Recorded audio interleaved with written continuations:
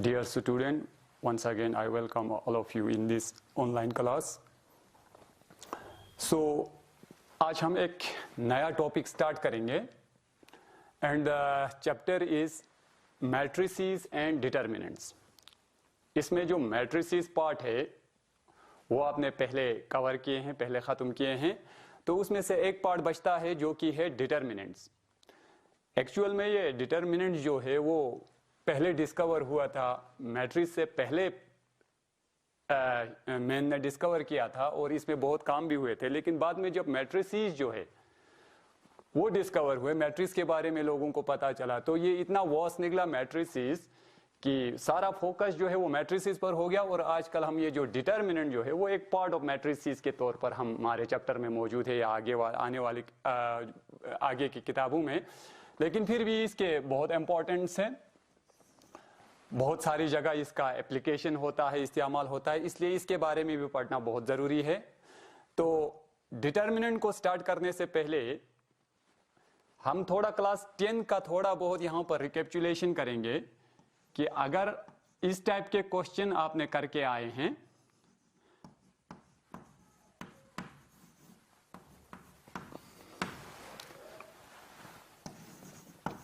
a2x plus b2y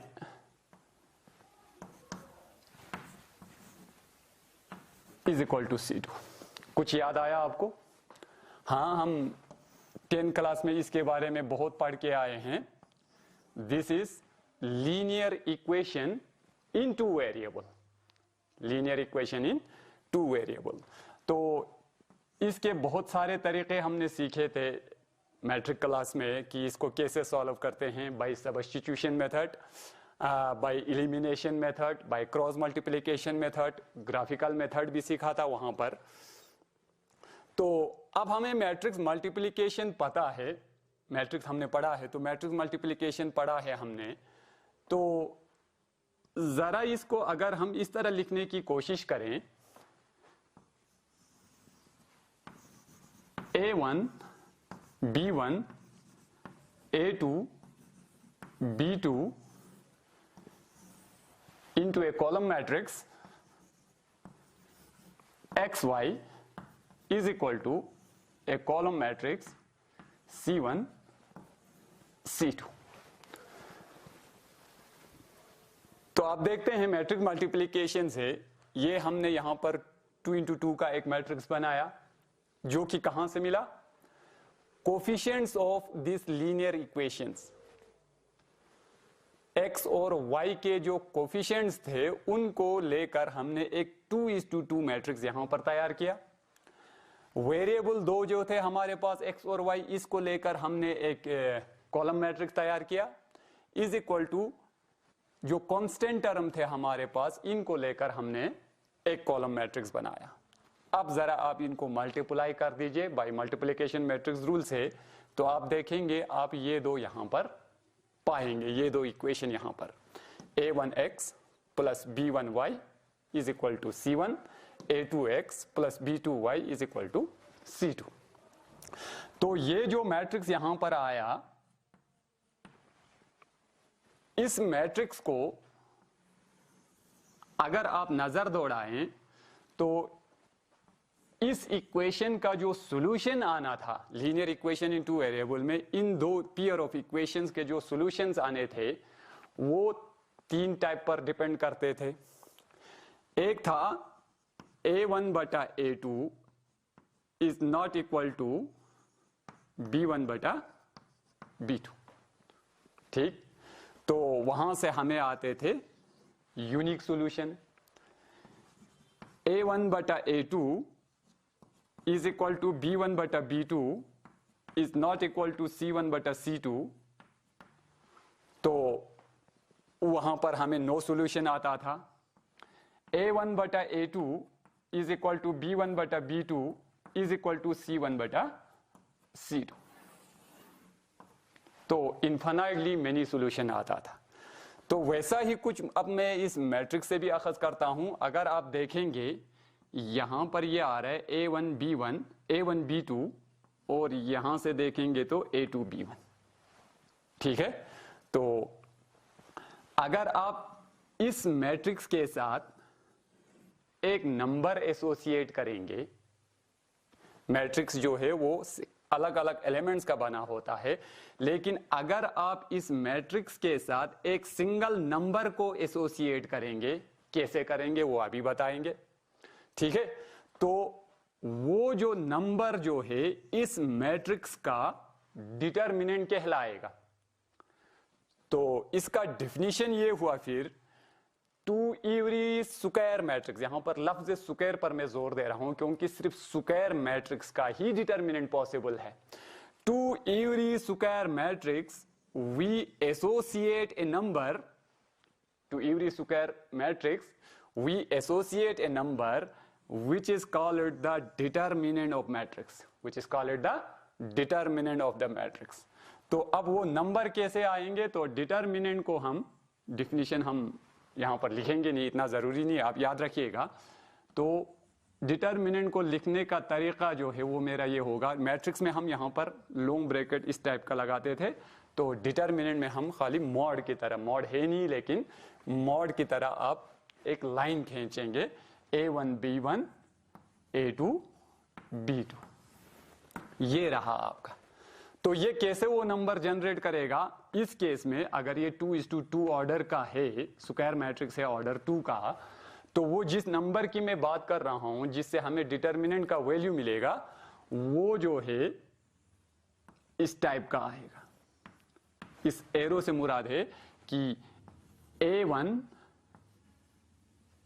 sorry मैंने यहां पर गलत लिखा, B2, A1 B2, A1 B2, फिर ये जो एरो जो है वो ऊपर की जानिब जा रहा है, तो माइनस A2 B1, ये जो नंबर आएगा यहां पर, ये जो नंबर यहां पर एक सिंगल नंबर आएगा, that value is called the value of the determinant, value of the determinant। तो हर एक स्क्वायर मैट्रिक्स के साथ हम एक नंबर एसोसिएट करते हैं, उस नंबर को उस मैट्रिक्स का डिटर्मिनेंट कहते हैं। लिखने का तरीका यह है, और वो नंबर हमें यहां से एक छोटे से एग्जांपल से यहां से नजर दौड़ाएंगे। अगर आपके पास एक स्क्वायर मैट्रिक्स है, सिंपल सा 2 3 1 5, इस मैट्रिक्स के साथ हम एक नंबर को एसोसिएट करेंगे किस तरह, लाइक दिस 2 3 1 5, ये इस मैट्रिक्स का डिटर्मिनेंट कहलाएगा। और वो जो नंबर जिसका हम जिक्र कर रहे हैं वो आएगा 2 5s are 10 minus 3 1s are 3 is equal to 7। This is the value of the determinant for this particular matrix.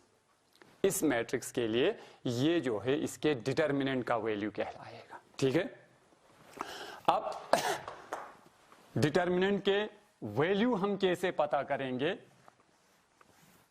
तो आप सबसे पहला, अगर आपका डिटर्मिनेंट जो है वो ऑर्डर 1 का होगा, यानी अगर उसमें एक सिंगल एलिमेंट ही होगा A,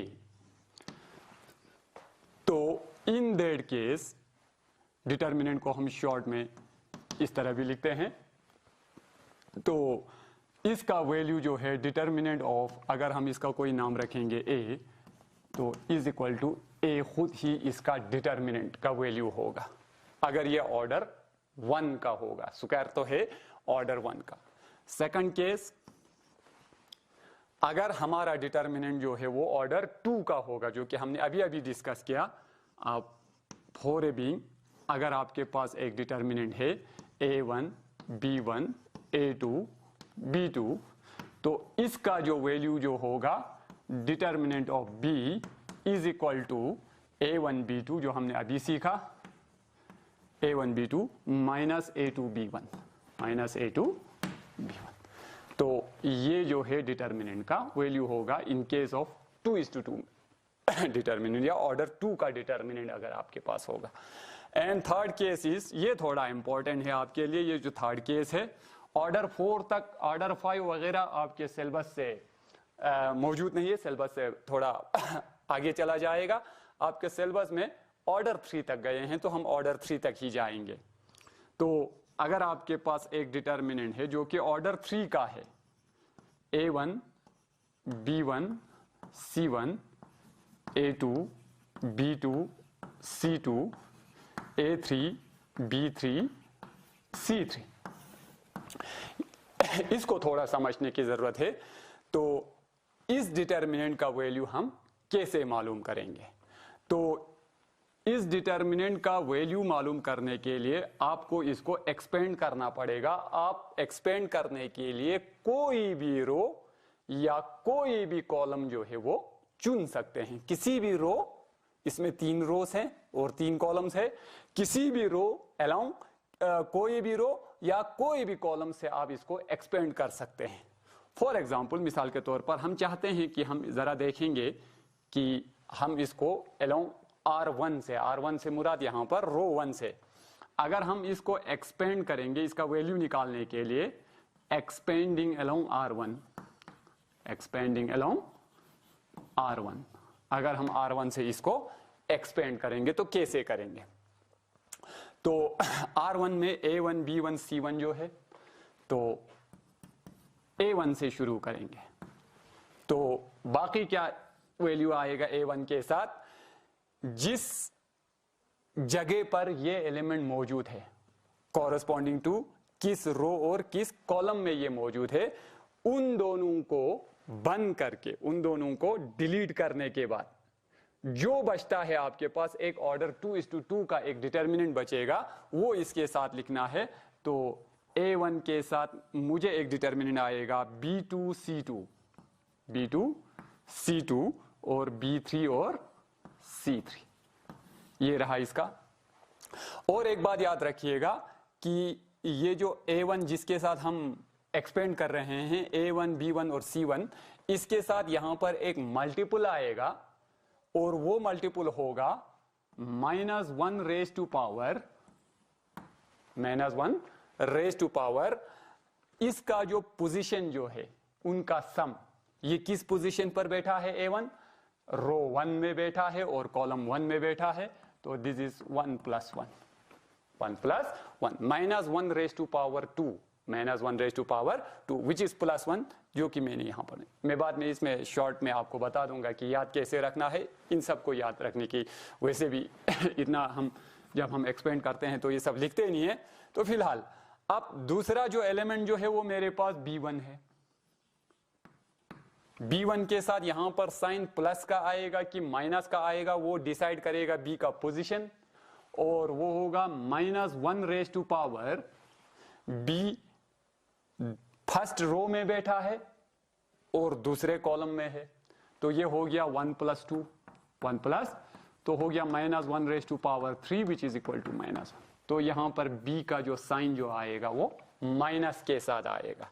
बाकी वैसे ही B जिस पोजीशन पर है उसके कॉरस्पॉन्डिंग रो और कॉरस्पॉन्डिंग कॉलम को डिलीट करने के बाद जो बचता है आपको एलिमेंट, आप उसका एक डिटर्मिनेंट बनाकर लिखेंगे। A2 C2 A3 C3 A2 C2 A3 C3, ये रहा आपका। ठीक, अब बचता है third one, that is C1। ठीक, C1 के साथ क्या सान आएगा? C1 जो है फर्स्ट रो में बैठा है और थर्ड कॉलम में बैठा है। तो 3 + 1 हो गया 4, -1 raise to power 4 is equal to +1 is equal to plus. तो C1 के साथ आ जाएगा प्लस। फिर इसके कॉरस्पॉन्डिंग कॉलम और कॉरस्पॉन्डिंग रो को डिलीट करने के बाद जो बचता है आपको एक डिटर्मिनेंट ऑर्डर 2 का, A2 B3 A2 B2 A3 B3, ये बचता है। तो ये रहा वैल्यू आपको इस डिटर्मिनेंट का आफ्टर एक्सपेंडिंग अलोंग R1। आप चाहे R2 से इसको एक्सपेंड कीजिए, R3 से एक्सपेंड कीजिए, C1 से एक्सपेंड कीजिए, C2 से कीजिए, C3 से कीजिए, इसका वैल्यू रिमेन्स द सेम। इसके वैल्यू में कोई फर्क नहीं आता है। जो वैल्यू आपको R1 से एक्सपेंड करने पर मिला वही वैल्यू जो है आप R3 से करके भी देखिए, सेम वैल्यू ये जनरेट करेगा। ठीक, लेकिन इसमें थोड़ा बहुत शॉर्टकट याद रखेंगे आप। मेरे पास इस टाइप का एक A1 B1 C1 A2 B2 C2 A3 B3 C3, ये हमारा डिटर्मिनेंट था ऑर्डर 3 का। इसका साइन स्कीम ये -1 sum of the suffixes i plus j, ये आप याद रखेंगे तो अच्छा रहेगा। अगर आप ना भी रखना चाहें, थोड़ा स्पीड में जाना चाहते हैं या थोड़ा जल्दी क्विकली इसको सॉल्व करना चाहते हैं तो याद रखिएगा ये साइन जो है अल्टरनेटली चेंज होता है। ये साइन जो है इसका अल्टरनेटली चेंज होता है, plus minus plus minus plus minus plus minus plus, ये अल्टरनेट ये अपना साइन चेंज करता है। अब आप किसी भी रो या किसी भी कॉलम से इसको एक्सपेंड कीजिए, जो साइन जो होता है वो आपको डिफिकल्ट नहीं करेगा। अगर आप इसको C1 से एक्सपेंड करना चाहें तो A1 के साथ प्लस आएगा, A2 के साथ माइनस आएगा, A3 के साथ प्लस आएगा। अगर आप इसको C2 के साथ एक्सपेंड करना चाहते हैं तो B1 के साथ नेगेटिव साइन, B2 के साथ पॉजिटिव साइन और B3 के साथ नेगेटिव साइन आएगा। तो इस तरह आप इसको एक्सपेंड कर सकते हैं, ठीक है। यहां से आपको डिटर्मिनेंट का वैल्यू निकलेगा। तो थोड़ा बहुत एलोबरेटली अगर आप इस वैल्यू को लिखना चाहते हैं तो आप देखेंगे ये किस टाइप का वैल्यू आता है। A1 B2 C3 B2 C3 minus B3 C2, उसके बाद minus B1 times A2 C3 minus A3 C2 plus C1 times A2 B3 minus A3 B2। ये भी याद रख सकते हैं डायरेक्टली, अगर किसी को याद रहता है। ये सब करने के बजाय अगर आपको डायरेक्टली ये याद रहता है तो आप इसके साथ भी इस डिटर्मिनेंट का वैल्यू मालूम कर सकते हैं। एक एग्जाम्पल से समझने की कोशिश करेंगे कि ये क्या किस तरह काम करेगा। छोटा सा एक एग्जाम्पल उठाएंगे, एक डिटर्मिनेंट बनाएंगे हम ऑर्डर 3 का, 2 1 3 4 2 1 3 2 1। चलो इसको फॉर टाइम बिंग इसको एक्सपेंड करके देखेंगे क्या आता है। चलो हमने कहा था किसी भी रो या किसी भी कॉलम से एक्सपेंड कर सकते हैं, तो फिलहाल चलो C1 से एक्सपेंड करते हैं, क्योंकि एक डिमॉन्स्ट्रेशन में हमने R1 से इसको किया था।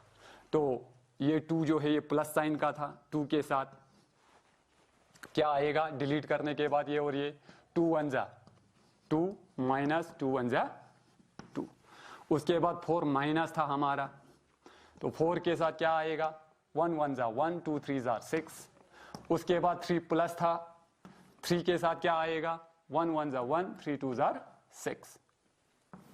तो ये रहा इसका वैल्यू विच इज नथिंग, ये 0 बन गया यहां पर, ठीक है। 5 माइनस 5 माइनस 4 हो गया +20। यहां पर -5 और +3 हो गया -15 विच इज इक्वल टू 5। तो ये रहा वैल्यू ऑफ द डिटर्मिनेंट। इस डिटर्मिनेंट का जो है वो वैल्यू आ गया 5। तो अब जरूरी नहीं है कि हर एक डिटर्मिनेंट के जो एलिमेंट जो होंगे वो सिंपल नंबर्स होंगे, काउंटिंग नंबर्स होंगे, ये तो जरूरी नहीं है। हमने देखा था इनकी जगह पर फंक्शंस भी हो सकते हैं, ठीक है। तो अगर उस टाइप में हो जाए, कुछ फंक्शंस आ जाए, तो इसको एक्सपेंड करना थोड़ा बहुत मुश्किल हो जाता है बाय दिस वे जो हमने अभी सीखा। ये स्टैंडर्ड रूल है इसको एक्सपेंड करने का। अब किसी भी डिटर्मिनेंट को कुछ भी दिया हो, चाहे इसके एलिमेंट फंक्शन की शक्ल में हो या कुछ भी हो, आप उस डिटर्मिनेंट को एक्सपेंड इस रूल से कर सकते हैं और आपको इसका सॉल्यूशन भी मिल जाएगा। लेकिन कभी कभार क्या होता है कि आपके जो सॉल्यूशन जो है वो बहुत लंबे हो जाते हैं। तो इसलिए इन डिटर्मिनेंट्स के कुछ प्रॉपर्टीज हमें पता चले हैं, प्रॉपर्टीज हमें सिखाने हैं आपको, जिससे आप उस डिटर्मिनेंट को खाली नजर भर देखकर भी आप उसका वैल्यू बता सकते हैं, या कुछ डिटर्मिनेंट में अगर प्रॉपर वे से जाते तो अगर उसमें 15-20 स्टेप इन्वॉल्व होंगे तो प्रॉपर्टीज ऑफ डिटर्मिनेंट अप्लाई करके आप उसको विद इन 4 और 5 और 2 और 3 स्टेप्स में ही आप उसको कर सकते हैं, उसका वैल्यू मालूम कर सकते हैं। तो बहुत ही इंपॉर्टेंट है ये properties of determinants, properties of determinants, ये बहुत इंपॉर्टेंट है आपकी पूरे चैप्टर का, इसको बिल्कुल ख्याल रखिएगा। ठीक है, तो सबसे पहला प्रॉपर्टी जो आता है, मुझे जो बहुत ज्यादा पसंद है वो प्रॉपर्टी कि अगर किसी डिटर्मिनेंट का कोई भी दो रो या कोई भी दो कॉलम, अगर आपको लगे कि ये दोनों तो बिल्कुल सेम है, इफ एनी टू रोज और any two columns of a determinants are identical, identical मतलब दोनों एक जैसे बिल्कुल, तो कुछ सोचने की जरूरत ही नहीं है, आप डायरेक्टली उसका आंसर लिखेंगे 0। तो ये पहला प्रॉपर्टी है डिटर्मिनेंट का, याद रखने लायक। If any two rows oblique columns of a determinant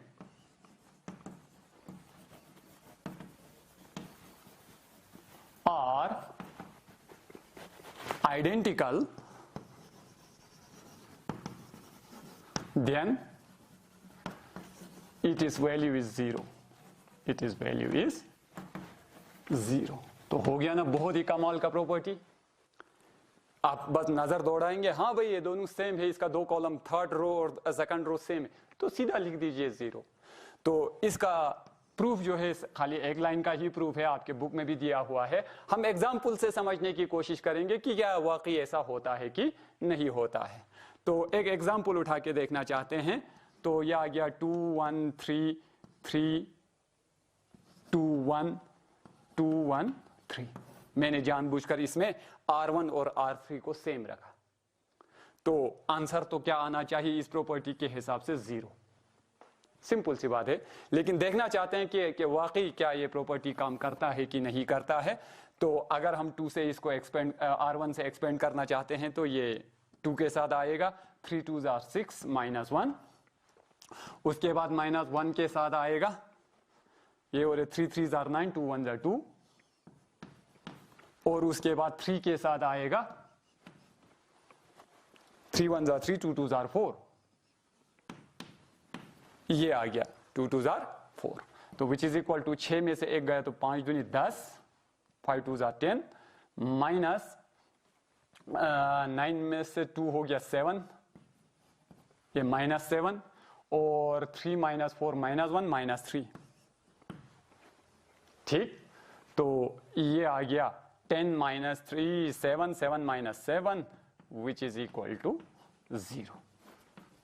तो ये सब करने का झंझट हमें खत्म हो जाता है एक्चुअल में, ये सब। तो ये प्रॉपर्टी कमाल का प्रॉपर्टी है डिटर्मिनेंट का, आप याद रखिएगा। इफ एनी टू रोज और कॉलम्स, कोई भी दो रो या कोई भी दो कॉलम ऑफ ए डिटर्मिनेंट और identical, then it is value is 0। तो कभी कभार ये फंक्शन की शक्ल में होंगे, तो आप देखेंगे कि कहीं ये दो फंक्शन आइडेंटिकल तो नहीं है, इसमें कोई भी दो रो या दो कॉलम आइडेंटिकल तो नहीं है। तो अगर आइडेंटिकल है तो आप डायरेक्टली इसका वैल्यू बगैर एक्सपेंशन के बाय दिस प्रॉपर्टी डायरेक्टली आप इसको 0 लिख सकते हैं। तो यहां पर हमारा टाइम जो है वो आज के क्लास का खत्म होता है। तो इंशाल्लाह नेक्स्ट क्लास में हम जो है इसके जो बाकी प्रॉपर्टीज जो है वो पढ़ेंगे। बहुत ही खूबसूरत प्रॉपर्टीज है इनके, हमने सिर्फ एक प्रॉपर्टी पढ़ा, अभी इसमें और 4 या 5 प्रॉपर्टी हैं। वो सब पढ़ने के बाद डिटर्मिनेंट का कोई भी क्वेश्चन हो आप इजीली उसको सॉल्व कर सकेंगे। तब तक के लिए थैंक यू वेरी मच।